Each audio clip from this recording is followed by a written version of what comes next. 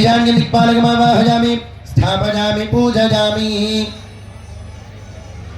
तन्नो रुद्रप्रचोदयातु स्वामिमावाहयामि ॐ ऐं वाग्भव्यै च विद्महे क्लीं कामेश्वर्यै च धीमहि तन्नो शक्तिः प्रचोदयातु सुन्दरी देवीमावाहयामि स्थापयामि पूजयामि प्राणप्रतिष्ठापनं करिष्ये असुनेते मनोरस्मासिक्षुमनप्राणमेहनो देहि भोगम् ज्योत्पश्येम सूर्यमुच्चरं नमनमदेवलजानस्वस्ति वाङ्मासन् प्राणः अक्षयोश्चक्षुः बाहवोर्बलो अरिष्टा विश्वान्यङ्गानि धनोः तन्वामे सह नमस्तेऽस्तु मामाहि पुंसीः मृदं वै प्राणानेव यथा स्थानमुपक्वजते इष्टापनसिद्धिरस्तु स्वामिन् सर्वजगन्नाथाय यावत्पूजावसानकम् बिम्बेऽस्मिन् पीठेऽस्मिन् सन्निधिं कुरु तदा अद्यापूर्वसङ्कल्पप्रकारेण मङ्गलविशेषण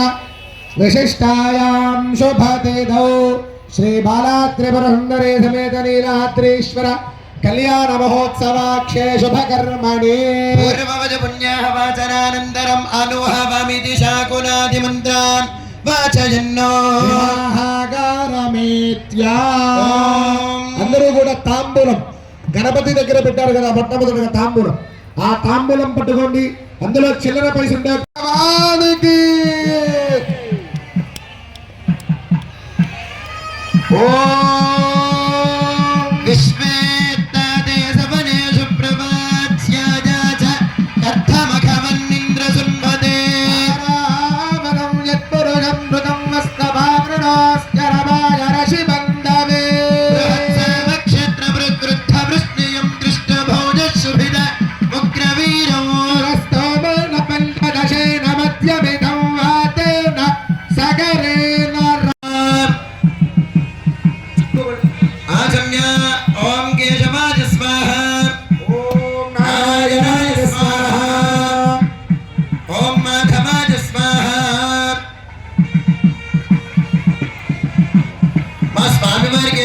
యజ్ఞోపవీతాన్ని అందరికీ చూపిస్తారు. అక్కడ నుండే నమస్కారం చేసుకోండి అందరూ కూడా. శంకర భగవానికి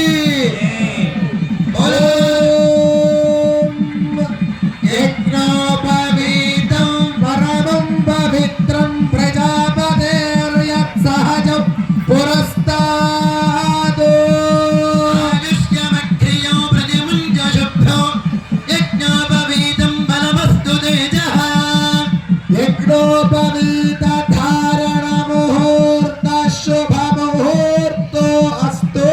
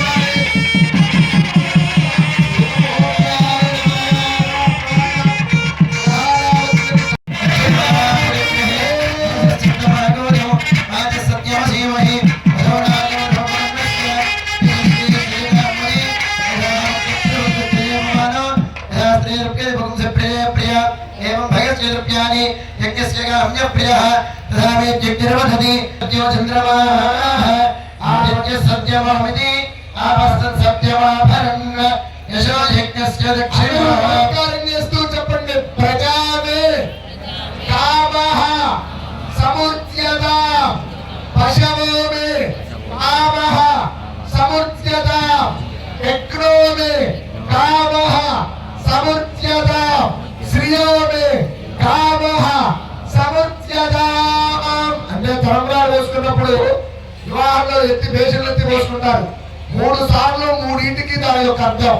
మొదటిసారి తలంబ్రాలు పోసుకోవడం వల్ల ప్రజానే కామ సముద్యత సంతానం కలగాలని మొదటిసారి పోసుకోవాలట. పశవోమే ఇంట్లో పాడి పశువు అభివృద్ధి చెందాలని రెండోసారి. యజ్ఞోమే నా భార్యతో నేను యజ్ఞయాగాలు చేయడానికి అర్హత పొందడం కోసం మూడోసారి. 4వసారి శ్రీయోమే. ఈ 3 ఉంటే 4వది ఆటోమేటిక్ గా వస్తుంది. శ్రీయం అంటే డబ్బే కాదు, తినగలోనే అరగడం, పడుకోగలోనే నిద్రపోవడం, రావడం, కడుపు నిండా తినడం, పడుకోవడం, ఇది శ్రీ. అర్థమైందంటే శ్రీ అంటే డబ్బే కాదు. ఎప్పుడైతే పడుకోగలను నిద్ర పడుతుందో